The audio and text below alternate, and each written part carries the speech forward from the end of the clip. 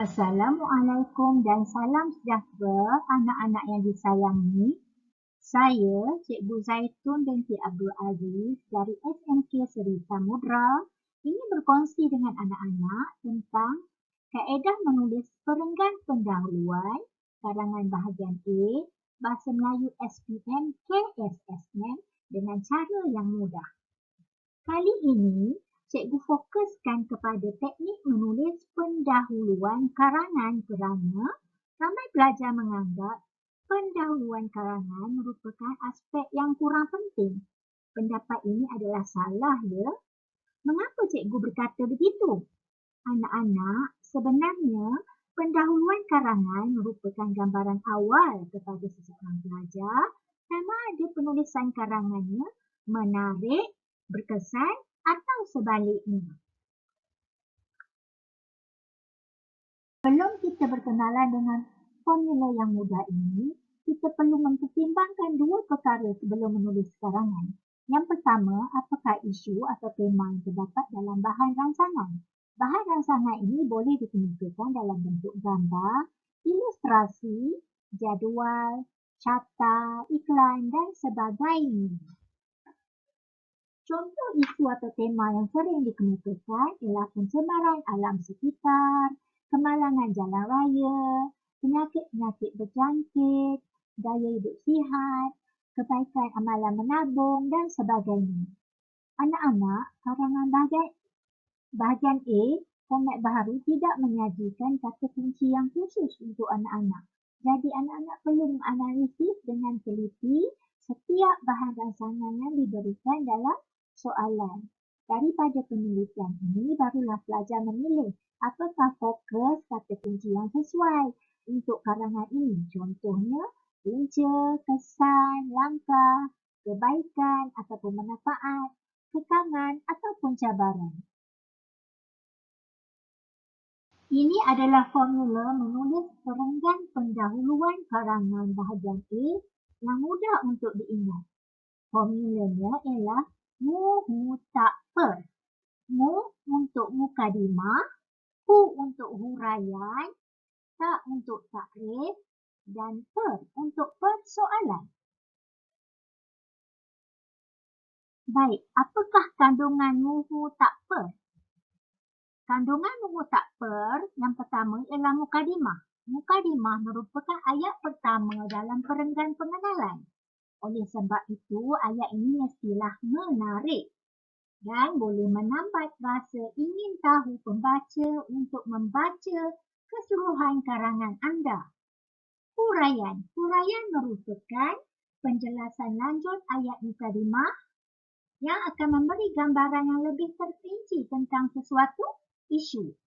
Takrif pula merupakan definisi isu ataupun tema atau gambaran keadaan sama ada sesuatu isu itu parah atau tidak, atau sesuatu perkara itu meningkat atau merosot, ataupun situasi perkara-perkara yang berkait dengan isu.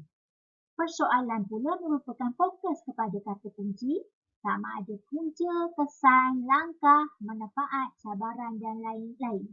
Jumlah perkataan yang dicadangkan untuk perenggan pengenalan ialah 40 patah perkataan seperenggan. Baik, apakah ayat mukadimah?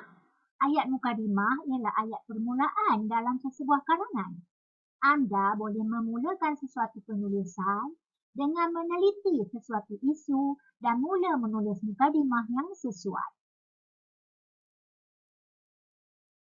Contoh frasa dalam ayat mukadimah ialah semakin meningkat, semakin bertambah, semakin berleluasa, semakin merebak, semakin serius, atau semakin menurun, semakin merosot, semakin berkurang, semakin pudar, atau semakin tertinggi.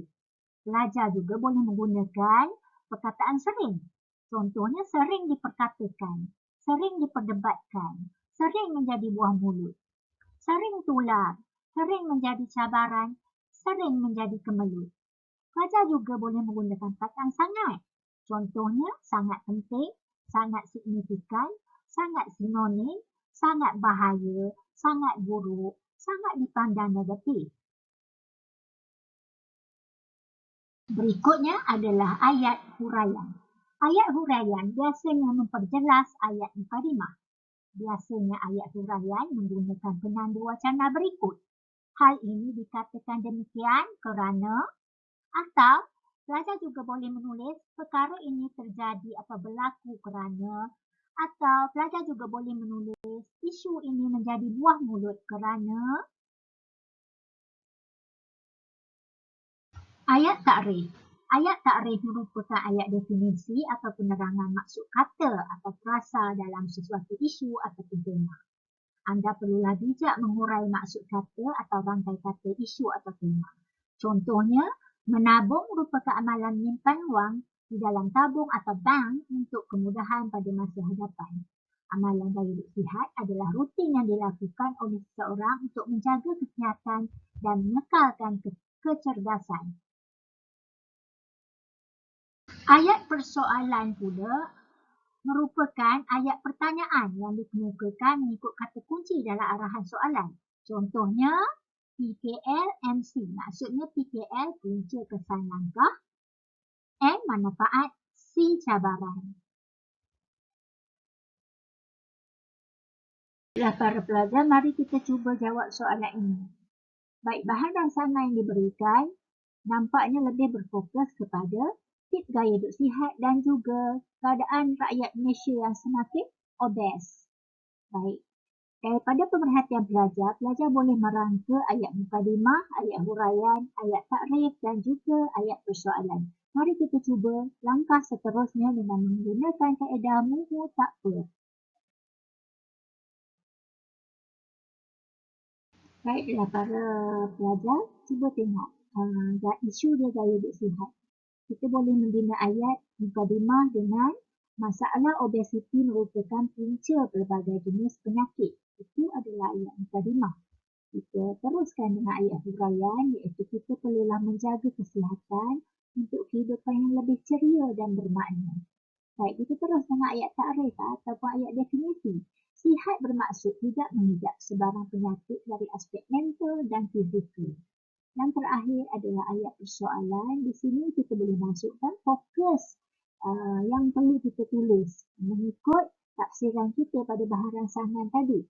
Soalannya, apakah amalan gaya hidup sihat yang perlu kita praktikkan? Di sini fokusnya kepada tips ataupun cara. Baik, untuk soalan bahagian ini, mari kita cuba analisis. Gambar yang pertama, bahan rangsangan pertama memaparkan situasi pencemaran alam sekitar dengan pembuangan sampah sarap yang menyebabkan kemusnahan kepada bumi. Baik, gambar yang kedua adalah data catapan yang menunjukkan sumber-sumber yang mengakibatkan pencemaran alam sekitar, yang mana satukah paling mencemari. Okey, data ini jelas menunjukkan bahawa bahan rangsangan ini berfokus kepada kata kunci punca. Kemudian kita lihat bahan rangsangan yang ketiga, kempen tikar semula, fikir dulu sebelum buang.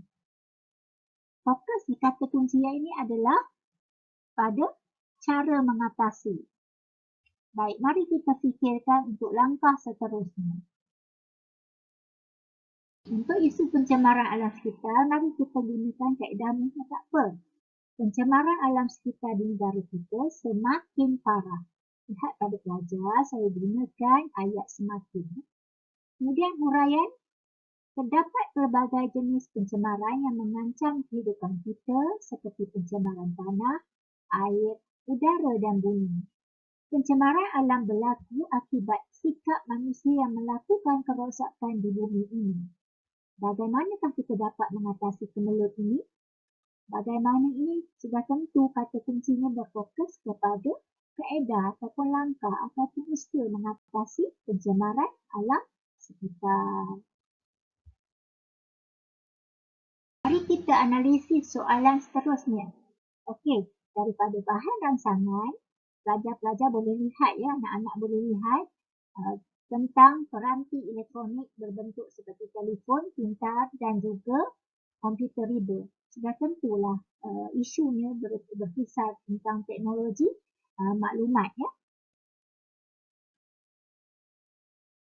Anak-anak, isunya ialah teknologi maklumat. Teknologi maklumat semakin penting dalam kehidupan kita. Kita perlu menguasai teknologi maklumat untuk membangunkan sesebuah masyarakat dan negara. Ayat definisi, teknologi maklumat berkembang melalui inovasi sains yang berjaya mencipta peranti seperti komputer dan telefon pintar.